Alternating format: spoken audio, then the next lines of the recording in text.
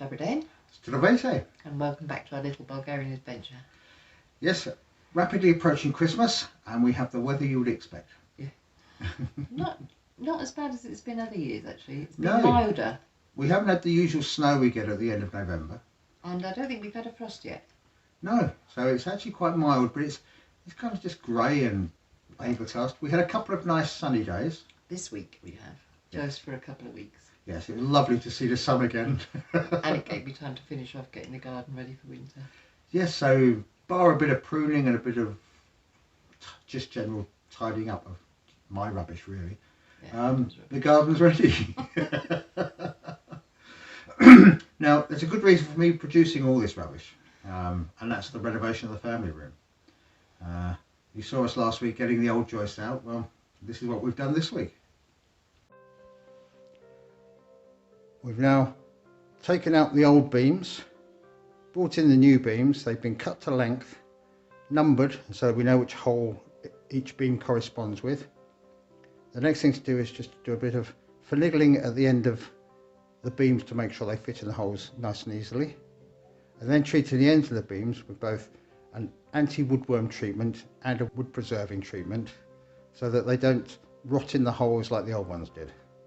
I know this won't last forever, but every little bit helps.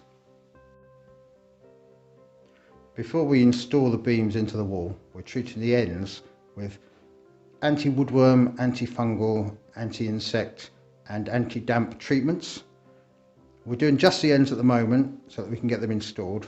Once they're installed, we can do all the rest of the beams easily because we can get to all four sides at the same time.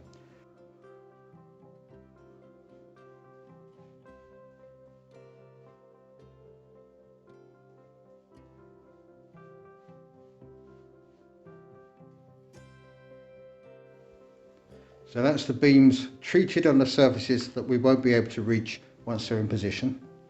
Next, I've got to treat the beams that are in place, also in the places that we won't be able to reach when the new beams are in position. So that's my next job.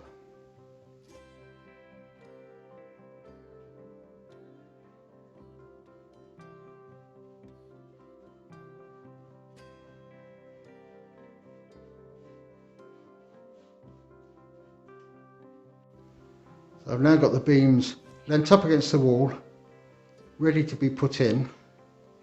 They've got to basically one end fit into these holes you can see here, the other end to the adjacent holes the other side of the room. They're very big, they're very long.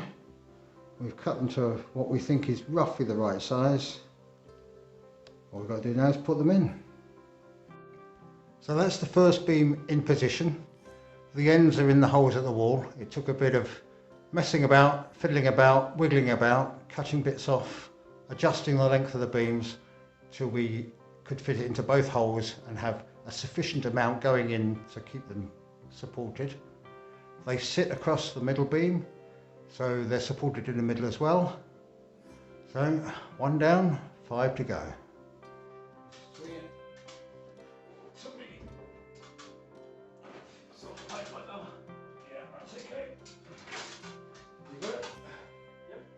Position at the hole. As close as you can get. Yes!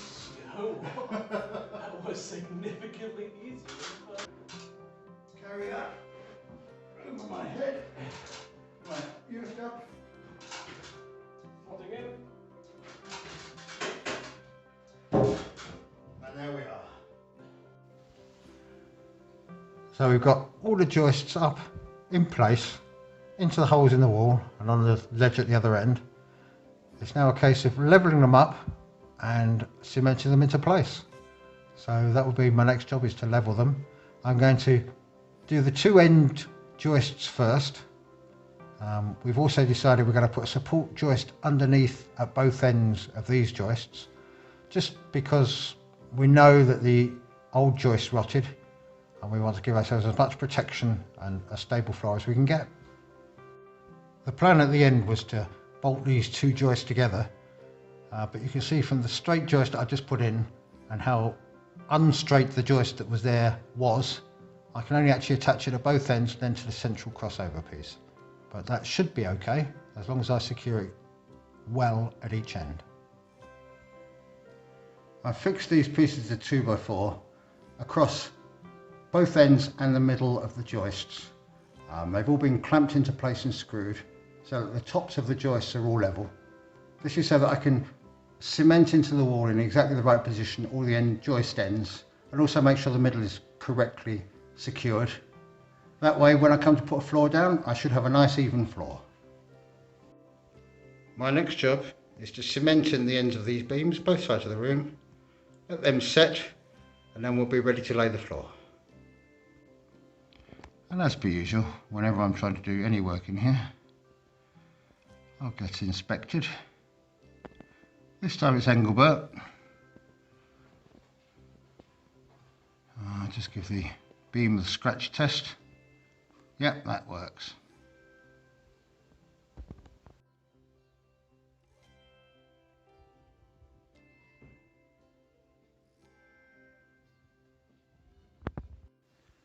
So we're now at the stage where I've done the first load of cementing just to stabilise where the beams are going. Once that's dry, I can do the proper filling and make sure that everything is rock solid. But for now, we're in the frustrating period of waiting for bits to dry. So I'll carry on with this next week. Yes, as usual, it's all taking a little bit longer than we estimated. Yes, there's a plan in my head, but it doesn't always go quite according to that. But we think we're still going to have the room finished for Christmas. Oh, definitely, yes. Now that I'm on the cementing in of the beams, we're not that far away from me actually being able to lay floorboards, so very exciting. And not such heavy work from now on. No. Moving the joists around was quite tricky. They're not light. They're not light, they're not short. So yes, it's quite strenuous. We got Max doing his fair share of work, so. But yes, the plan for this coming week is to get the floorboards down. Yep. Fill up the big hole in the corridor in the ceiling. Yes. And clear our corridor because we've got a visitor coming next week. We have. Who's coming on Monday? Dexter's coming to visit us. So he's coming to stay for a while. We get to see Ivan and Teresa again, which will be lovely. Yep. And while they're away visiting their family, we're looking after Dexter. Yeah, so we've got a house guest. Yes. Talking of Christmas, the other thing you got sorted. Yes, last week I started off our Christmas gammon. This week I did the next stages. If you're following along to see what to do, watch this. So the meat has been in the fridge for 10 days, marinated in the brine inside the bag. It's been turned every day and it's been rubbed into the meat through the bag every day, just to make sure that there's a good covering on the outside. The inside was re-injected a couple of times just to make sure we were getting the flavour through the meat as well. I've taken it out of the bag. It's been allowed to dry overnight so that the surface of the meat will hold and retain the smoke better. Our next stage is to smoke it in the smoker. I'm going to be using this smoking dust. It's actually beech, sawdust from our beech trees. It's dried, but before we use it we have to heat it. It drives off some of the moisture and warms the dust up before you light it. Normally you do this in a microwave. We don't have a microwave, so I'll be doing it in the pan just till it's hot enough that I can put it into the smoker and it will stay lit.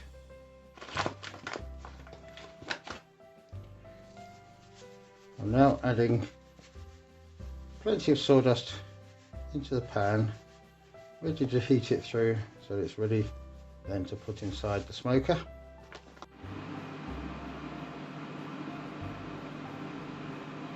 So just move it around, making sure all of the sawdust gets nicely warm, dries off any moisture that's collected while it's been stored in the bag, and all of this will help it to stay alight inside the smoker, giving us plenty of smoke to smoke the meat. We're now starting to see some of the steam coming out of the slightly damp sawdust. This is a good sign, but we don't go too far, we actually start burning it. It's also giving off quite a nice smell.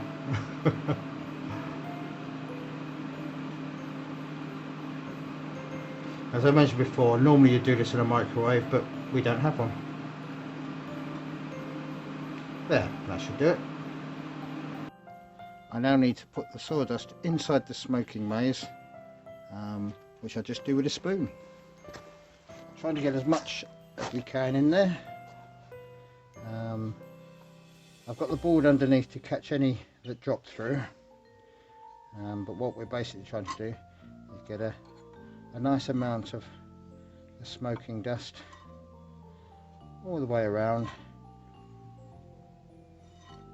The more we get in there, the longer it'll burn for. Now, this meat you can smoke for anywhere between 6 hours up to 18 hours, depending on how much smoky flavour you like. I'm probably going to give this one somewhere between 9 and 10 hours. We don't want it to be overpowering, but obviously we want it to be there. And once we've got all the dust in, we can smooth it out and it's ready to light.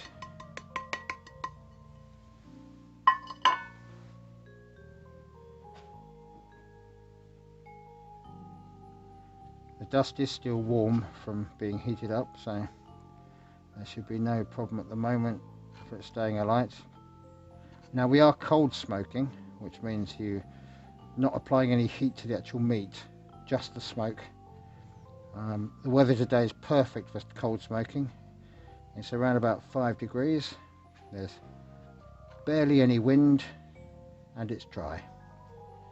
So once we've got the maize sorted, we can light it and it'll be ready to start smoking the meat.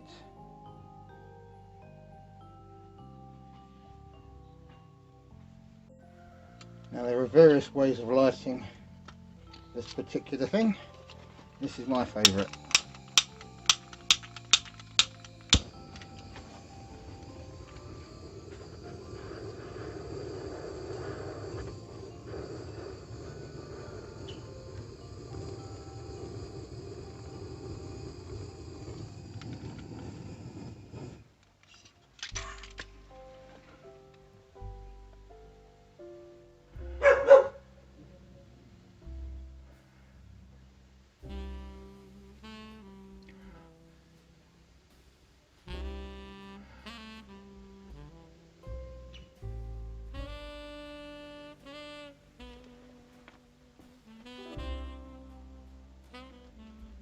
We now make sure it's going before we bring out the meat and put it onto the smoker. After a couple of minutes, we just make sure we have wisps of smoke coming out of these holes, which I don't know how well it shows up, but they are coming out. So that means the smoker is now ready for us to put the meat onto. So there's the meat on the smoker. It's on a rack, just so it's easy to lift on and off for taking in and out of the house. You can see the smoke maize underneath, still producing smoke. We'll put the lid on that, leave it for 9 to 10 hours. There's enough sawdust in there to burn for that long. And then it'll be smoked, ready to package. But we'll come back to that in a little bit. The meat has now been smoking for around about 3.5 to 4 hours. You can see how much of the sawdust is burnt. That will continue to burn around for as long as I let it. I see no reason to stop it, so I'll time it up to my 9 to 10 hours, which I should get out of this lot of sawdust, and that should be the meat smoked. Unless you're looking at the meat after around 4 hours, you can see it's beginning to pick up some of the colour from the smoke. That will all be flavour, but there's still time to go, so it will still pick up smoke, infuse the flavour through the meat, and give us hopefully a delicious Christmas gammon. So after 10 hours of smoking, we brought it in, we put it in this Ziploc bag and popped it in the freezer. This will now keep in the freezer for up to 2-3 months. Obviously we're going to be eating ours at Christmas. When we're ready to eat it, we'll take it out the freezer, defrost it, pop it in the oven, roast it and enjoy our gammon. So that's the gammon ready for us at Christmas, along with our smoked cheese. other provisions we've got in, we think we're just about ready, apart from the decorations. Yes, I'm going to do those this week. As soon as I get a dry day when I'm not in the garden, I should be up into the forest to get my pine boughs. Pine cones and all sorts of other bits and pieces. So that's about it from us this week. Yes, as per usual, all stay safe. Be well. And we'll see you next week. We certainly will. Doskaro. Doskaro.